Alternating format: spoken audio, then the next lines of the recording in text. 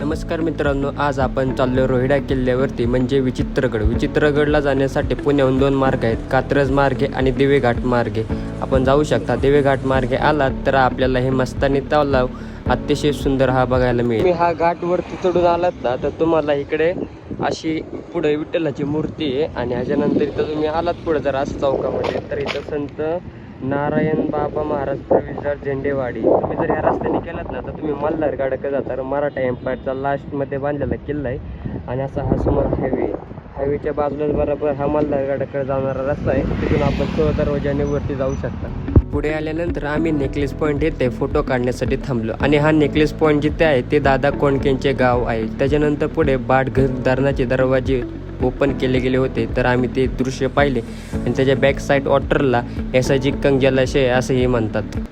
नमस्कार, आपल्या नवीन ब्लॉगमध्ये आपलं सहर्ष स्वागत आहे. आता आपण आलो आहे रोहिडा किल्ल्यावरती म्हणजे विचित्रगड. आता विचित्रगडावर तुम्ही आल्यानंतर नाही का खाली बेस गाव आहे ते आहे बाजारवाडी. या बाजारवाडीत आल्यानंतर ना तिथं आपलं जवळ 4 व्हीलर आणतोय तर तिथं रजिस्टर करून जी पार्किंग फी आहे ती द्यावी आणि जी 2 व्हीलर घेऊन येताय तुम्ही तर त्याला पार्किंग फी नाही आहे. तर तुम्ही आता तिथे रजिस्टर करा आणि ट्रॅकला चालू करा. अशी 2 बेस विलेज आहेत. आता तिची तुम्हाला मी माहिती पुढे गेल्यावर सांगतो. तुम्ही हे जे घर बघता ना ही बाजारवाडी आहे आणि बाजारवाडीतूनच असा पुढे रस्ता येतो सरळ सरळ सरळ आणि असंच तुम्ही परत ह्या किल्ल्यावरती टोकावर जाऊ शकता. रोहिडा किल्ल्यावरती जाण्यासाठी आपल्याला मुख्यतः 2 बेस गाव आहेत, एक चिखलदरा आणि दुसरा बाजारवाडी. बाजारवाडीतून थोडी वाट अवघड आहे तर चिखलदऱ्यातून वाट थोडी सोपी आहे. थोडंसं वरती गेल्यानंतर दुसऱ्या टप्प्याला आपल्याला असे रेलिंग बघायला मिळतील कारण हे आपल्या सेफ्टीसाठी आहे. कारण इथं आल्यानंतर हा खडकाचा एरिया चालू होतो. इथून आपला पाय घसरण्याची दाट शक्यता असल्यामुळे आणि पुढे गेल्यानंतर आपल्याला गवताचा एरिया आणि असं धूप सुद्धा बघायला मिळेल.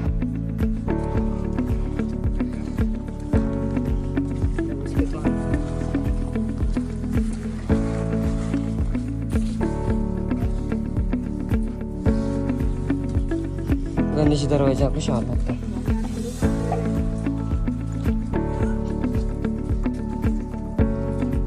आपण ट्रॅकिंग करून वरती आल्यानंतर आपण गणेश दरवाजापाशी प्रथमतः पोहोचतो. गणेश दरवाजामधून जर आपण आतमध्ये आलो ना तर इथं देवळी आहे.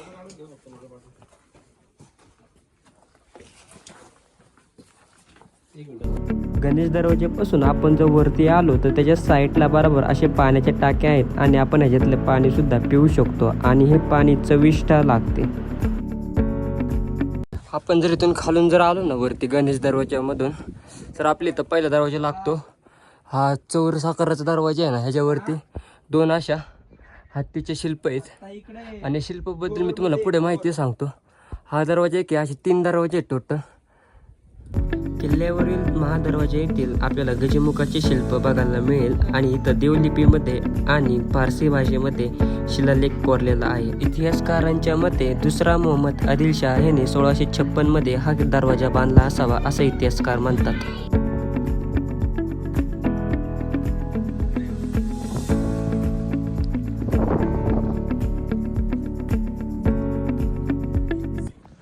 जो रोहिडा किल्ला आहे ना त्याला 3 दरवाजे आहेत प्रमुख. त्याच्यातला एक चोर दरवाजा आणि गणेश दरवाजा झाला आणि इकडे तुम्ही बघू शकता चोर दरवाजे आपल्या पाठीमध्ये तुम्हाला दाखवतो.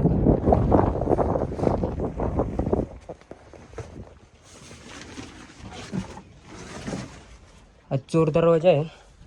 इथून असा रस्ता असावा आणि ह्याच्या पुढं काही रस्ता नाही आहे पण खाली रस्ता आहे. ह्या साईडनेच आम्ही आलो होतो आणि इकडे संपूर्ण दरी आहे तर त्याच्यामुळे तुम्ही येत आहे तर डायरेक्ट दरीमध्ये जाऊ शकता.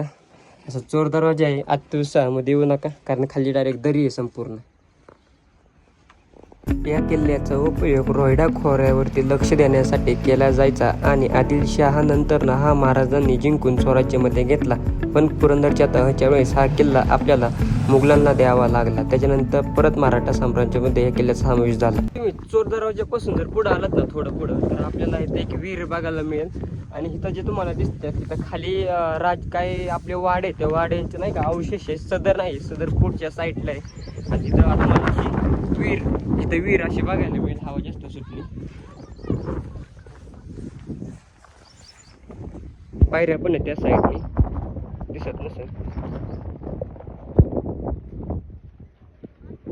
पायऱ्या येणे जाण्यासाठी. पण आता जाळी मारलेली आहे सेफ्टीसाठी. स्वच्छ पाणी आपण नाही का, जर जाळी नसती तर आपण हे पाणी पिऊ शकलो असतो.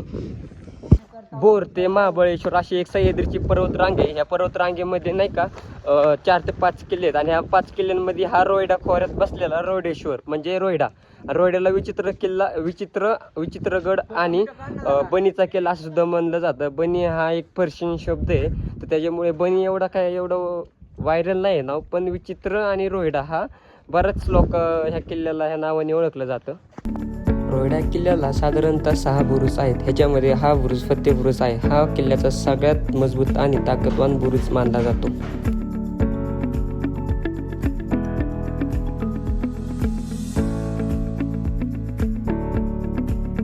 छत्रपती शिवाजी महाराजांनी 1656 मध्ये हा किल्ला स्वराज्यामध्ये दाखल केला. त्यावेळेस या किल्ल्याचे सुभेदार होते बाजीप्रभू देशपांडे आणि त्यांची बांधल सेना. त्यावेळेस स्वराज्याशी काय असे बांधल सेना देशपांडे काय हे नव्हते, जोडले गेले नव्हते, कारण ते मोऱ्यांच्या साईडने जास्त करून लढायचे. तर त्यावेळेस हा किल्ला जिंकला आणि जे बाजीप्रभू देशपांडे होते ना, त्यांचं मन हे छत्रपती शिवाजी महाराजांनी स्वराज्य किती आणि कशासाठी इम्पॉर्टंट आहे ते त्यांना समजून सांगितलं. आणि त्यांनी पुढे जाऊन बघितलं असेल की आपण पावनखिंडीमध्ये बघितलं की बाजीप्रभू देशपांडे आणि बांधल सेनेनी पुढे किती मोठा पराक्रम केला होता स्वराज्यासाठी.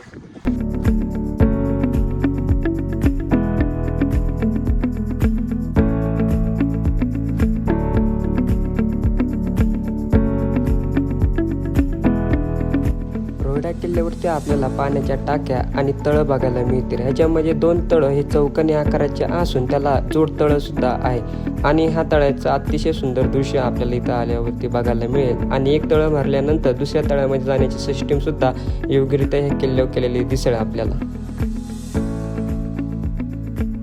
आपण ज्या पाण्याच्या टाक्यांपासून जर पुढं आलो ना, तर आपल्याला इथं असा चुन्याचं गाणं बघायला मिळेल. ह्या चुन्याच्या गाण्यामध्ये इथं ह्या किल्ल्याचे संपूर्ण बांधकाम त्या काळामध्ये केलेलं आहे. ह्याच्यामध्ये गूळ, मेथी, बरंच असं चुना ह्याच्यामध्ये टाकून हे रगडून इथलं जे बांधकाम आहे ह्याची ही तटबंदी म्हणा हे केलं जातं. बरंच मोठं गाणं आहे. असंच सेम गाणं विसापूरला इथं आपल्या महाराष्ट्रात सगळ्यात मोठं नाही का चुन्याचं गाणं आहे असं म्हणतात. आल्यानंतर आपल्याला जुन्या वाड्याचे काय अवशेष बघायला मिळते. साधारणतः सदर असावी, नाहीतर जे सरदार आहेत होते त्यांचे वाडे असावे आणि इथं हनुमानाचं असं एक मंदिर.